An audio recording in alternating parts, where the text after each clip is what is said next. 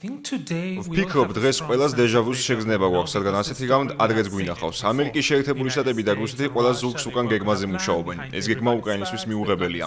ევროპელები გაბრაზებულები არიან, ისინი მოლაპარაკებების მაგიდასთან მისვლას ითხოვენ. მედია წერს, რომ ევროპა განზეა გაწეული.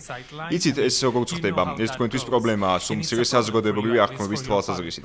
კონკრეტულად რა შეგიძლიათ გააკეთოთ ამის შესაძლებლად და იმის უზრუნველსაყოფად, რომ მსგავსი რამ აღარ განმეორდება, რადგან ის, რაც სასწორზე დევს თქვენთვის ევროკავშირისთვის, ძალიან მნიშვნელოვანია.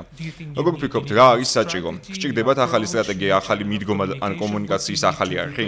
რა არის საჭირო იმაში დარწმუნებისთვის, რომ ეს აღარ განმეორდება და რომ თქვენ მაგიდასთან ადგილი ნამდვილად გექნებათ? იცით, ოთახში მყოფი მინისტრები ამ საკითხზე ასე ვთქვათ, მტკიცე და მშვიდები იყვნენ, რადგან ეს ადრეც გვინახავს და რადგან სამშვიდობო გეგმები ვერ იმუშავებს, თუ კი ევროპელები და უკრაინელები მას არ დაეთანხმებიან. ამიტომაც ეხება დღევანდელი დისკუსიები იმას, თუ რას ვაკეთებთ და როგორ ვმოქმედებთ. როგორც უკვე ვთქვით, ჩვენ ორპუნქტიანი გეგმა გვაქვს.